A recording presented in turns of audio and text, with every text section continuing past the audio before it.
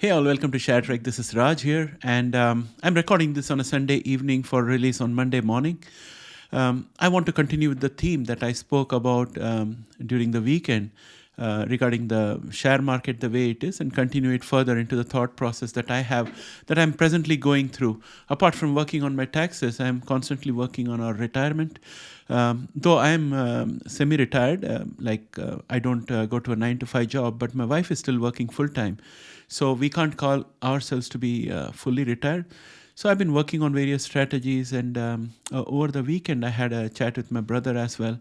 And there are some really great ideas that he brought to me, and I wanted to share some of them with you. It's in continuation with our discussion previously about the state of the market, the state of the indices, how long the inflation is going to go on. So you might find some of these concepts useful, I hope. Anyway, I would like to hear your comments. Maybe you have better ideas, so put them in the comments so that I can read them and understand where you're coming from.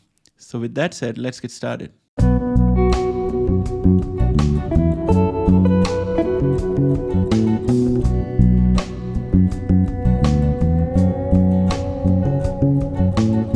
Well, friends, whichever way you look at the economy, whichever theory you may follow, it's clear that we are not yet in the bottom, and the turnaround is not yet available, mainly because US is leading the world markets, and we still have the debt ceiling issue to be handled.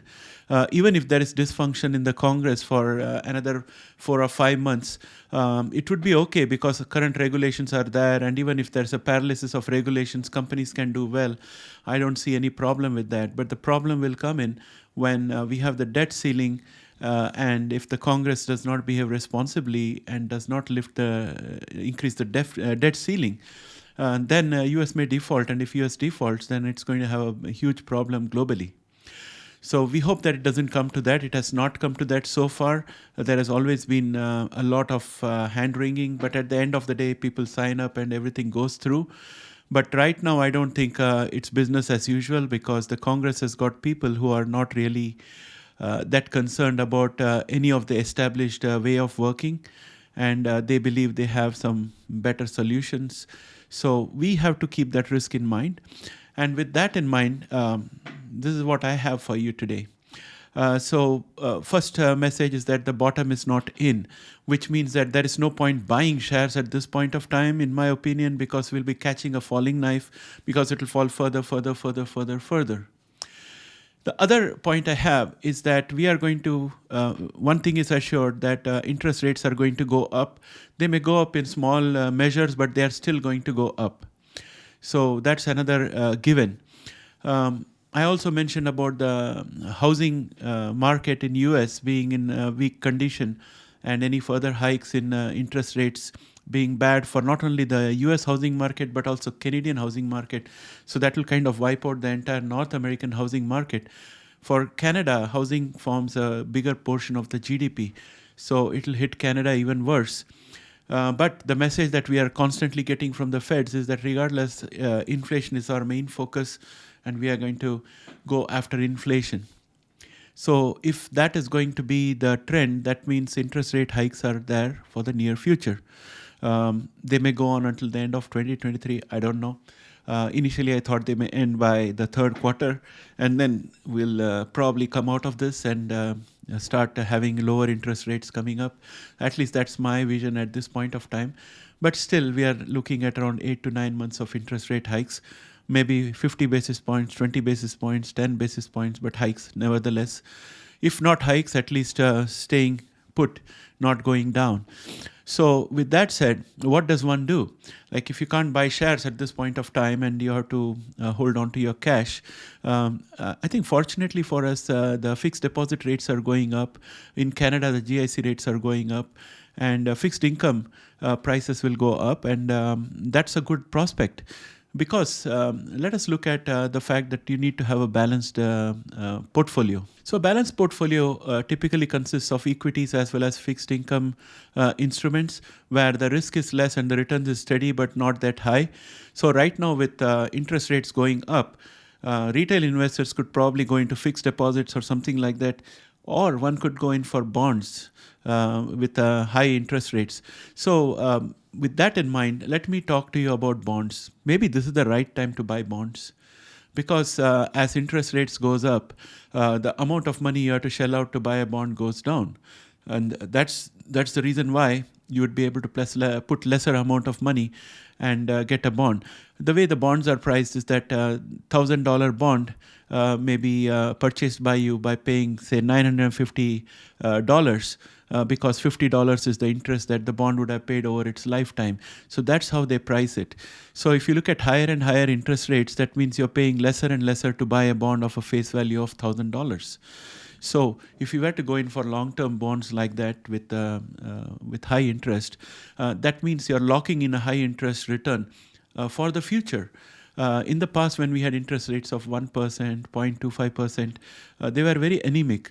So especially for people who are older and who are in a much closer situation where their risk capability is down significantly, they could take this opportunity, I think, to buy into bonds. And the best thing about buying bonds at this point of time is that you get to buy them cheaper because the interest rates are high. At the most, interest rates may go on further up until the end of the year, but you could buy them in a laddered fashion, one after the other. Instead of putting all your money that you're allocated for bonds, maybe 40% of your portfolio right away, you can start buying bonds, long-term bonds with high interest rates, small tranche at a time, spreading it out over the next 9 months. So what is the benefit of that? The benefit of that is that you're locking in interest rate of, say, 4.5% for the long term. At a later date, the interest rates are going to start falling down. At that time, you're still getting a high interest rate. Now, let us say at that time, equities become more interesting to you and you don't want to keep on with the bonds. So you could again rebalance your portfolio by selling enough bonds so that you still are 60-40 on your portfolio. You could do that. And when you're doing that, you will also end up having capital gains from the bonds, because as interest rates start going up, the face value of the bond will go up. So the market participants will be willing to pay you more to buy the bonds because interest rates are going down. Take, for example, you paid $50 premium. So you bought $1,000 face value bond at $950. And now let us say the premium has gone to $25. Then anyone who's going to buy a bond at this point of time is going to pay $975 to buy the same 1,000 face value bond. Therefore, you're going to get $25 premium when you sell your bond. So you get a capital gain also on the way down, and then you can use the money from there and put it back into equities as the equities start go up. So there is various flexibilities available in buying bonds at this point of time. And also they say gold is to be 5% of your portfolio. So if you don't have gold, maybe this is the time to put some money in the gold, because right now putting into equity means it's going into a bottomless pit. It's like catching a falling knife. It's only going to cut your hand. So you better avoid catching the falling knife. So those are the thoughts in my mind. Now, having said that, I was also looking at my retirement, and I had the same question. I was talking to my brother about whether to put in bonds and other things. So we had a discussion around annuity, because I was planning to buy some annuity. So his advice was that it's better to do a systematic investment plan or SIP in mutual funds, where we can have a mix of not only equities but also bond mutual funds that invest in bond. And they have professional managers who take advantage of bond price movements to get best capital gains and interest. So that idea appealed to me, and here is the reason why. If you do a systematic investment plan, what you're doing is, let us say you want to invest, you have got $100,000 to invest, or for the sake of convenience, let us say you have got $300,000 to invest. So what you do is you say that I'm going to invest $1,000 per month on a particular mutual fund, another $1,000 per month on another mutual fund. So you can select a bunch of mutual funds, and you could say invest $30,000 per month, for example. And so you're building up a portfolio of mutual funds, and you're buying every month on a fixed date for a fixed amount. So what's going to happen is, as the stock prices fall, the value of the mutual fund units falls. So when the value of the mutual fund unit falls, the price of the mutual fund units falls. So you get to buy more shares for the same amount of money. So you start dollar cost averaging on your way down. And when the market starts coming up, all these are going to gain profitability. And the best thing is that you could also introduce the bond mutual funds in there and have a balanced portfolio in there. And that could be a separate portion of your portfolio that can start right now in this market, because this is when you can chase everything going down with a mix of fixed income or bonds and equities. And when the market starts coming up, the values will go up. So this is for the long term, just giving you an idea. So by the time you have reinvested all your $300,000, you would have made many monthly purchases and averaged out the price, and your purchase price would have been as low as it could have been, because you are paying a fixed amount of money every month into the mutual fund systematic investment plan, and that fixed amount will buy more shares when the prices are less, and less shares when the prices are more. Therefore, your average price is always going to be the least. So when you withdraw the money when you have retired, you go for systematic withdrawal plan where you withdraw a fixed amount every month. So if the fund prices are high, you will end up selling less units. And if the fund prices are low, you will end up selling more units. So the average will come out to the best possible price at which you could have sold your whole holding. So that's how you look at systematic investment plan and systematic withdrawal plan. So having said that, how is this superior to annuity? So annuity comes in various types. In annuity, what you do is you give a lump sum amount of money to an insurance company which will manage your annuity, and they will give you a monthly income or annual income after you reach a particular age, or you can even pay the annuity right now and start a monthly income immediately. So that's possible. There are various types of annuities. So the annuity is a one shot lump sum payment of amount to a company, insurance company, or a fund management company, which promises to give you throughout your lifetime a certain amount of money every month. Now that is most closely correlated with the interest rates. So if you get into an annuity at this point of time, you are likely to get the best possible rates. And when the interest rates goes down, you are sitting pretty on a good annuity because the rate is guaranteed for a lifetime. So that is one way of looking at annuities. The other aspect about annuities is how much money you get every month. Not only is it correlated with the interest rate, but it's also correlated with the age at which you start withdrawing the annuity. The older you are, the more you get per month.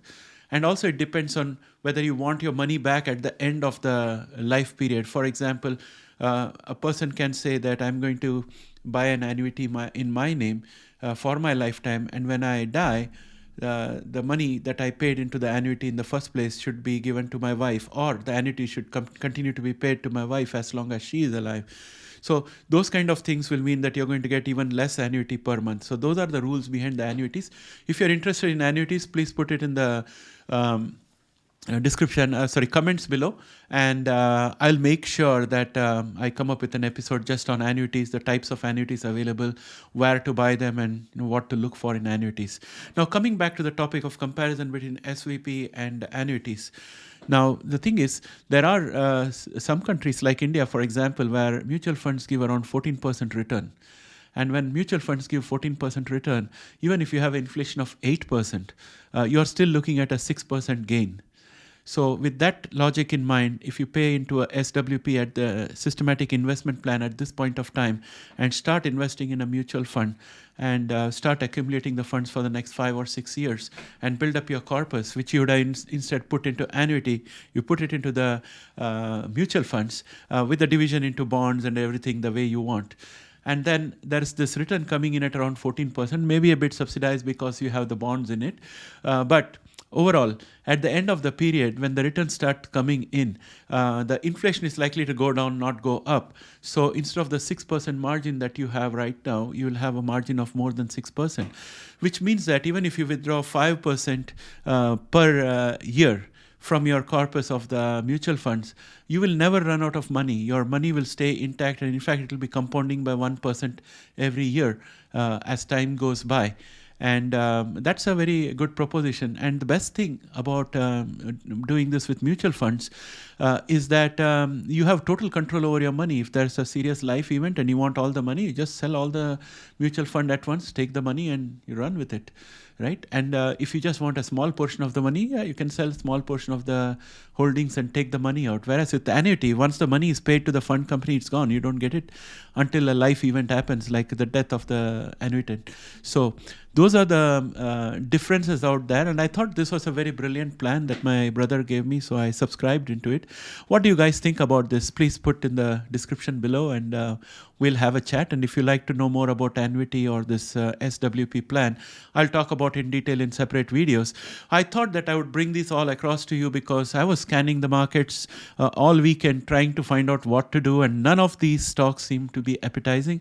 And if you recollect that 6 months ago, I had already put most of my money dollar cost averaging down, and I'm totally out of funds out there, and I don't want to put fresh money into it and see it go down further. So this is what I'm thinking. What are your thoughts? What are your plans? Let me know. With that, I would like to end this video, my friends, and I hope you have a great week today, starting this Monday. I hope your week goes very well, and I'll catch up with you on a daily basis with more programming, and I'll see you soon. Bye for now.